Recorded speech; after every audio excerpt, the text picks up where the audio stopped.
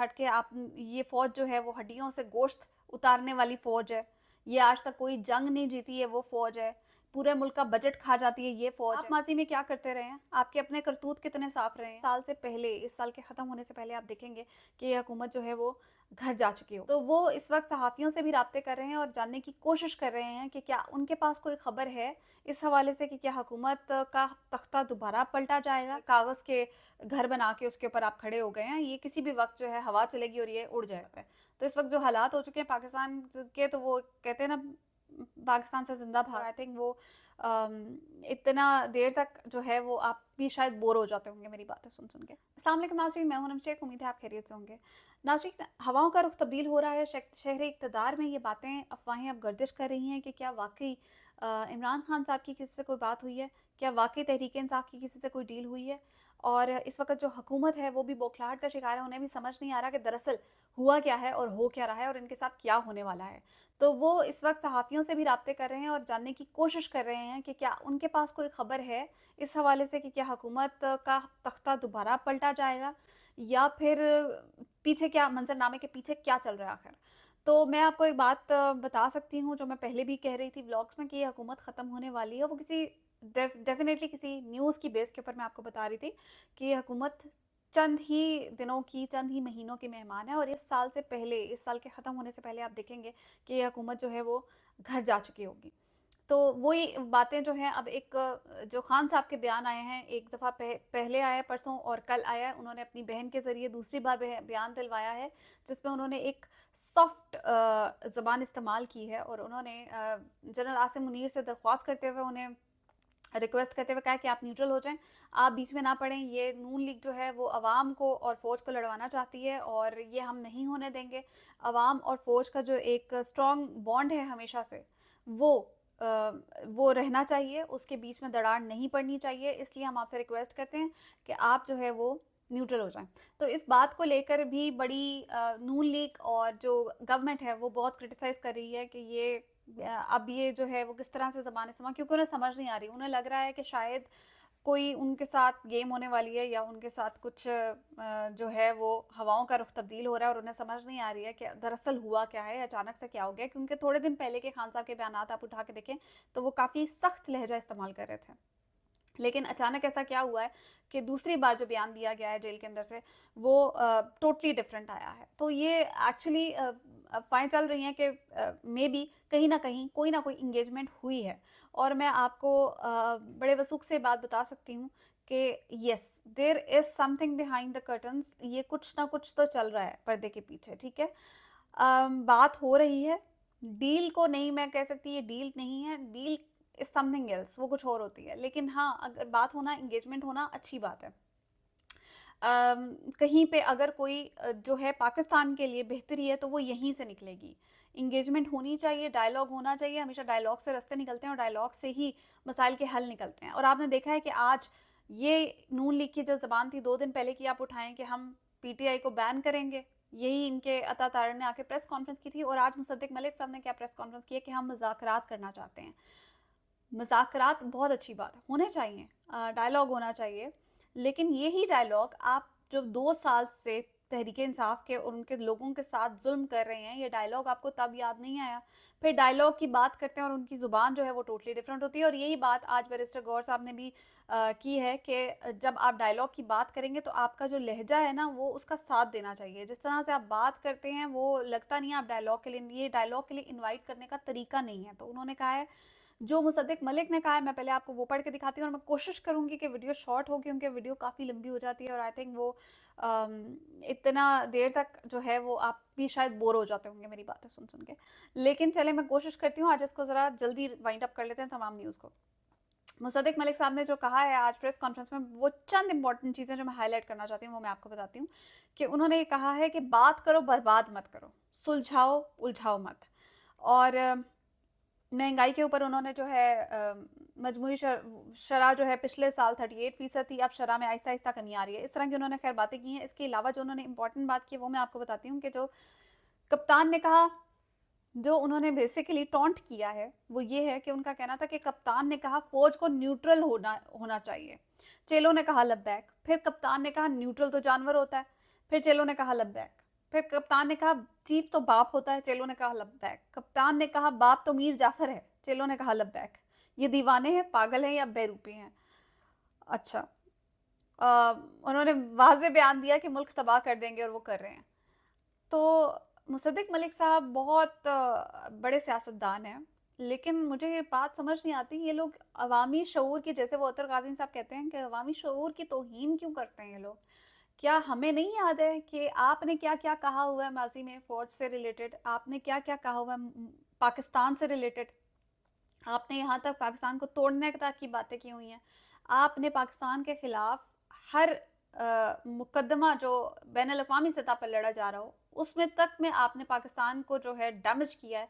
हमें नहीं पता यही आपने क्या-क्या फ़ौज के से हट के आप ये फ़ौज जो है वो हड्डियों से गोश्त उतारने वाली फ़ौज है। ये आज तक कोई जंग नहीं जीती है वो फ़ौज है। पूरे मुल्क का बजट खा जाती है ये फ़ौज है। अपने जलसों में खड़े होकर आप लोग नारे लगवाते रहे हैं। बाजवा को लेके आपने नारे लगवाए हैं, फौज को लेके आपने नारे लगवाए हैं। ये आपके जलसों में खड़े होकर नारे लगाए हुए हैं लोगों ने, और आपने लगवाए हुए हैं बेसिकली। ये जो दहशतगर्दी है, इसके पीछे वर्दी है, ये नारे आपने लगवाए हुए हैं। आज आप भी वही हैं जो आज आप बता रहे हैं ना कि ये ऐसे कहते थे तो वो उनके चेले ये कहते हैं, वो ऐसे कहते हैं तो आपके चेले। तो पहली बात तो 2-4 आपके पास जो वोट बाकी हैं, क्या आप उनके ऊपर भी ये आप यही फॉर्मूला अप्लाई नहीं होता आपका, कि जो आप कहते हैं, आपके जो पटवारी ज़हन है वो भी वही मानना शुरू कर देते हैं? क्या उनको नज़र नहीं आ रहा कि आज आप बड़ी मोहब्बतें दिखा रहे हैं अफ़वाज पाकिस्तान के साथ? आप माज़ी में क्या करते रहे हैं? आपके अपने करतूत कितने साफ़ रहे हैं? तो थोड़ी-सी ना इंसान को बोलते हुए ये ज़हन में रखना चाहिए कि जो सुनने वाला है वो कोई जाहिल नहीं है। हाँ, ठीक है, आपके फॉलोअर्स जाहिल हैं, वो हमें समझ आती है बात की, लेकिन जो 90% अवाम है ना, उसके पास दिमाग है और उसकी याददाश्त भी बड़ी अच्छी है। आगे चलते हैं जी, और आपको ये बताती हूँ कि राना सनाउल्लाह साहब की, आपको पता है उन्होंने भी पहले भी राना सनाउल्लाह साहब की जो बयान है वो भी आपके सामने, और कल उनकी अहलिया ने इंटरव्यू देते हुए ये बड़ी अहमियत का हामिल है ये बात, कि उन्होंने कही है कि मरीम नवाज़ का तो अवाम में कोई नाम नहीं ले रहा, चाहे वो जो मर्ज़ी कर रही हैं, जैसे मर्ज़ी उनके अच्छे काम हो रहे हैं, लेकिन अवाम में जो सपोर्ट है वो तहरीक इंसाफ की है। जो नाम लिया जाता है वो इमरान खान का लिया जाता है। तो नून लीग कहीं पे भी नहीं है। तो उन्होंने ये कहा है, और वो ये समझती हैं, राना सनाउल्लाह खुद ये समझते हैं कि इस वक्त जो ये हुकूमत उनको दी गई है, ये हुकूमत इससे निकलना कुछ नहीं है। इसका वाहिद हल नून लीग का लेजिटिमेट वोट्स के साथ वापस आने में है। एक दफ़ा ये हुकूमत दोबारा, उन्होंने कहा है ये जाए, इमरान खान आएगा दोबारा इक़्तिदार में, उन्होंने खुद बात मानी, और उनके मुताबिक और बहुत से नून लीग के ज़हनों के मुताबिक हल ये है कि एक दफ़ा हुकूमत दी जाए इमरान खान को और वो फ़ेल हो, उसके बाद अवामी मैंडेट ले कि आप दोबारा हुकूमत में आएँ तो आप हुकूमत कर सकेंगे। और आई थिंक कि अगर ये जो लोग सोचते हैं वो वाक़ई उनका थोड़ा बहुत दिमाग बाकी है, क्योंकि ऐसे ही हुकूमत की जा सकती है। इस तरह हुकूमत नहीं की जा सकती जिस तरह आप फॉर्म 47 के कागज़ के घर बना के उसके ऊपर आप खड़े हो गए हैं। ये किसी भी वक़्त जो है हवा चलेगी और ये उड़ जाएगा सब कुछ। तो ये जो है ना बहुत इम्पोर्टेंट चीज़ें चल रही हैं। साथ ही आपको ये बताऊँ कि बैरिस्टर गौहर साहब ने भी ये कहा है कि लड़ना नहीं चाहते, लेकिन लोगों की बीवी बच्चों को उठाने से रास्ता नहीं बन सकता। अच्छा हाँ, इसी के साथ मुझे आज याद आया कि एक बच्ची बेचारी अरूबा कोमल को अगवा कर लिया गया। अरूबा कोमल जो है वो पीटीआई से अफिलिएटेड थी, वो फेसबुक हैंडल कर रही थी तहरीक इंसाफ का। वो शायद उनको लीड कर रही थी फेसबुक पेज को, और साथ ही ये कि उसको 20 से 22 अफराद आए हैं और उसके हॉस्टल से उसको अगवा करके ले गए हैं। तो ये एक बेटी है पाकिस्तान की, और मुझे ये समझ नहीं आ रही है कि जो लोग ये करते हैं उनके ज़मीर मर गए होते हैं शायद, या उनकी माँओं ने उनकी तरबियत नहीं की होती। आपका मतलब ये आप ऑर्डर भी कैसे दे सकते हैं, और जो ऑर्डर इम्प्लीमेंट करें वो ऑर्डर इम्प्लीमेंट कैसे कर सकते हैं? आप कैसे, एक बेचारी बच्ची है, वो शायद पढ़ती है यूनिवर्सिटी में या कॉलेज में, और वो काम करती होगी या पार्ट टाइम जॉब करती होगी या कुछ भी करती होगी, एक जॉब है उसकी, उसको उठाने का क्या मकसद है? और वो माशाल्लाह हिजाब करती बच्ची है। मतलब this is very disappointing and this is very scary कि पाकिस्तान में सिर्फ एक पॉलिटिकल पार्टी से एफिलिएशन के तहत आपको उठा लिया जाता है और आपके ऊपर मुकदमे चलाए जाते हैं, आपके ख़ानदान को तंग किया जाता है। जो इस वक्त हालात चल रहे हैं पाकिस्तान में, आई एम वेरी स्केर्ड कि पता नहीं ये मुल्क किस तरफ जा रहा है। अगर ये चलता रहा तो ये मुल्क, मैं मुंह से वो अल्फाज अदा नहीं कर सकती हूँ कि जो मुझे नज़र आ रहे हैं। खैर, एनीवेज आगे चलते हैं। और इमरान खान के जी 12 मुकदमात में जो जिस्मानी रिमांड कलअदम करार दिया था अदालत ने, लाहौर हाई कोर्ट ने, उसका तफसीली फैसला जारी हो गया। और उसमें उन्होंने बड़ी जो अदालत है उसने तफसीली फैसले में लिखा है कि ये जो फैसला था जो आया था कि इनका रिमांड दे दिया जाए, वो फैसला खुद में गलत था। और जिन जज साहब ने दिया उनकी कैपेसिटी के ऊपर शक हो रहा है कि उन्होंने किस कैपेसिटी में ये किस तरह का फैसला दिया है, उनकी अहलियत के ऊपर सवाल है। और उन्होंने कहा है कि जब तक आपके पास शवाहिद नहीं है, जब तक आपके पास काफ़ी ठोस सबूत नहीं है कि इमरान खान उसमें 9 मई में इन्वॉल्व थे, तब तक आप जिस्मानी रिमांड नहीं ले सकते। और ये बात उस जो जिस अदालत ने ये फैसला दिया था उसने कम्प्लीटली गलत फैसला दिया था। तो इसके अलावा भी बहुत ज़बरदस्त उन्होंने आज जो तहरीरी फैसला आया उसमें चीज़ें हैं, लेकिन जो क्रक्स है वो ये है कि ये फैसला जो है ये बिल्कुल गलत था। और कोई शवाहिद, कोई सबूत 9 मई में इमरान खान की इन्वॉल्वमेंट के नहीं है। जो कहा जाता था ना कि बड़े नाकाबिले तरदीद शवाहिद मौजूद हैं, वो बीच में कख नहीं निकला, वो खोदा पहाड़ और निकला चूहा। ये मतलब साल पूरा हो गया, साल से ऊपर हो गया, अब तक ये हाल है कि कोई सबूत नहीं है, कोई गवाह नहीं है इमरान खान के अगेंस्ट। अच्छा, तो दूसरी ये कि चीफ इलेक्शन कमिश्नर के खिलाफ और उनके मेम्बरान के खिलाफ जी सुप्रीम जुडिशल काउंसिल से रुजू कर लिया गया है। और उन्हें उनके खिलाफ रेफरेंस दिया गया आज पीटीआई ने। और उन्होंने ये कहा है कि ये जो चीफ इलेक्शन कमिश्नर है और जो इलेक्शन कमीशन है और जो इसके मेम्बरान हैं, इन्होंने हमारे साथ ज़्यादतियाँ की हैं। प्री इलेक्शन से लेकर आप प्री इलेक्शन रिगिंग होती रही, आपके लोगों को उठाया जाता रहा, पीटीआई को निशान नहीं दिया गया, पीटीआई के लोगों के साथ जो कागजात नामजदगी थे वो छीने गए, उनके जो लोग थे उन्हें अगवा किया गया। फिर उस वक्त जिस वक्त ये इलेक्शंस हुए उस वक्त रिगिंग हुई और इलेक्शन के रिगिंग में फॉर्म 45 जो थे और फॉर्म 47 का मसला बना। और उसके बाद इलेक्शन के बाद भी हमारे साथ यही रवैया रखा गया, हमें हमारी सीट्स नहीं दी गई।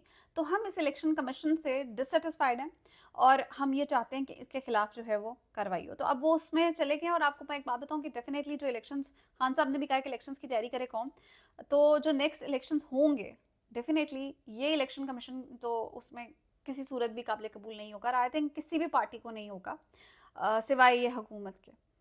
तो इसका बदलना, इसका जाना तो ठहर चुका है। और साथ ही इनके खिलाफ जो कार्रवाई होनी है, खुद खान साहब ने कहा कि जब मैं हुकूमत में आऊँगा तो मैं इस इलेक्शन कमिश्नर के खिलाफ आर्टिकल 6 लगाऊंगा।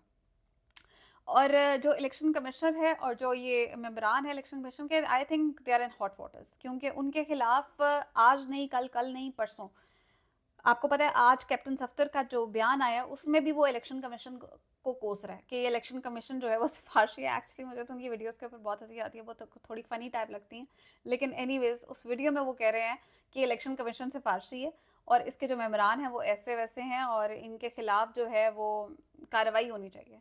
तो ये खुद कैप्टन सफ्तर कह रहा है, खुद नून लीग के लोग कह रहे हैं, फिर कल को क्या एक्सपेक्ट किया जा सकता है कि ये election commission commissioner Sikandar Sultan Raja और इसके मेम्बरान कहाँ जाएंगे? इनके खिलाफ एक्शंस भी हो सकते हैं, कुछ भी हो सकता है, इन्हें बलि का बकरा बनाया जा सकता है। तो ये सोचने की बातें हैं, क्योंकि बहुत ज़्यादा ज्यादती की है इलेक्शन कमीशन ने। तो जी इसके साथ ही आपको ये बता दूं कि जमात इस्लामी का जी धरना चल रहा है। अभी फ़िलहाल मैंने देखा था उनके हुकूमत के साथ कोई मुज़ाकरात भी चल रहे हैं, तो वो जैसे ही सामने आएंगे उसके ऊपर डिटेल से बाद में बात कर लेंगे। 190 मिलियन पाउंड केस जो है वो भी अगस्त में फाइनलाइज हो जाएगा, उसका क्या फ़ैसला आना है क्या नहीं आना। और ये आज की खबर थी कि इसमें भी फाइनल जो है वो 1-2 समात जो रहती हैं वो होने वाली हैं और उसके बाद भी इसका भी फैसला आ जाएगा। तो तमाम तर केसेस जो हैं वो वाइंड अप हो गए हुए हैं। इस हफ्ते में मैं सुन रही थी कि लाहौर हाई कोर्ट में कोई 90s में केसेस लगे हुए थे तहरीक इंसाफ के, और बोगस तरीन केसेस, मतलब मुर्गी चोरी हुई है तो तहरीक इंसाफ पे डाल दो, इस टाइप का केस है। इसके साथ अब कुछ आम खबरों के ऊपर आते हैं कि जस्टिस मुज़ाहिर आलम जो हैं उन्होंने बतौर एडहॉक जज तैनाती पर रजामंदी जाहिर कर दी है। और मजहर आलम और ये वो जज हैं जिन्होंने पहले इनकार कर दिया था और फिर अदालत ने कहा कि इनसे दोबारा से एक दफ़ा पूछ लिया जाए। तो अब वो जब दोबारा पूछा गया है तो उसमें उन्होंने रजामंदी मना लिया गया होगा डेफिनेटली कि भाई आप आ जाएँ तरले मिनते करके, क्योंकि इस वक्त तो और कोई आपको पता है रास्ता नज़र नहीं आ रहा हुकूमत को भी और जिन्हें रास्ता निकालना उन्हें भी। तो फिर इसके अलावा जी इदारों से दरख्वास्त है कि न्यूट्रल हो जाए, लोग समझ रहे हैं हुकूमत को लाने वाले आप हैं। गंडापुर साहब ने आज जो बयानात दिए हैं और उन्होंने कहा मैं ऑपरेशन नहीं होने दूंगा एंड ऑल दैट, पहले वो जाके पूछ लेते हैं कि अच्छा करना तो नहीं है, फिर उसके बाद आके बयान दे देते हैं।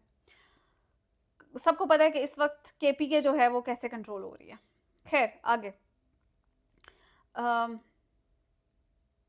आई थिंक वीडियो जो है वो लंबी होती जा रही है, लेकिन इस्लामाबाद हाई कोर्ट ने एहतजाज के लिए पीटीआई को जो है ना वो आज उनकी दरख्वास्त निपटा दी। ये आखिरी खबर मैं आपके साथ शेयर कर देती हूँ कि उन्होंने हुकूमत से कहा, आपको पता है पीटीआई ने एहतजाज करना था फ्राइडे को, लेकिन वो पोस्टपोन कर दिया क्योंकि उन्हें इजाज़त नहीं मिल रही है अभी तक इस्लामाबाद में धरना देने की या उधर जलसा करने की, तो यह एहतजाज करने की। तो अब कोर्ट के पास वो गए थे और उन्होंने कहा था हम कोर्ट के फैसले का वेट करते हैं, इसलिए उन्होंने पोस्टपोन कर दिया। और अब कोर्ट ने ये कहा है, दोबारा हुकूमत से कहा है कि 29 को इन्हें इजाज़त दी जाए कि ये अपना जलसा कर सकें। तो देखें अब क्या फ़ैसला आता है, जो फ़ैसला आएगा उसके ऊपर फिर देखते हैं कि पीटीआई क्या रद्द-ए-अमल देती है। आईपीपीज़ का जी मसला बना हुआ है, इसके लिए जी अदालत में जा रहा है, केस लग रहा है और इसके खिलाफ जो आवाम है वो सख्त तंग आई हुई है आईपीपीज़ से कि बिजली के जो बिल है वो नहीं दिए जा रहे। और जो आखिरी खबर मैं आपके साथ शेयर कर दूं, सियाहों के लिए दुनिया के ख़तरनाक तरीन शहरों में पाकिस्तान का शहर भी शामिल है। जी हाँ, और वो कराची है। और कराची आपको पता है बहुत ही अनसेफ है और मुझे बड़ा अफसोस होता है सोच के, बल्कि कराची की बात करें शहर, मैं तो पाकिस्तान पूरे मुल्क को जो कहती हूँ कि वो अनसेफ है। और बड़े अफसोस की बात है, बड़ा दुख होता है कि हम खुद पाकिस्तान के शहरी होते पाकिस्तान में नहीं रह पाते सेफली, और हर हर तरह का डर, हर तरह का खौफ। अब तो आपको पता है कि हालात ऐसे हो चुके हैं कि चोरों चक्कों से क्या खौफ आना है, अब हुकूमत से भी खौफ आता है, हुकूमत से, पुलिस से, इदारों से, सबसे खौफ आता है। तो इस वक्त जो हालात हो चुके हैं पाकिस्तान के, तो वो कहते हैं ना पाकिस्तान से जिंदा भाग, तो वो मेरे ख्याल से इस वक्त चल रहा है। तो अब तक के लिए जी इतना ही। मज़ीद बहुत सी आम खबरें हैं लेकिन उसके ऊपर बात करेंगे कल। तब तक के लिए इजाज़त दीजिए, अपना ख्याल रखिएगा, खुदा हाफ़िज़।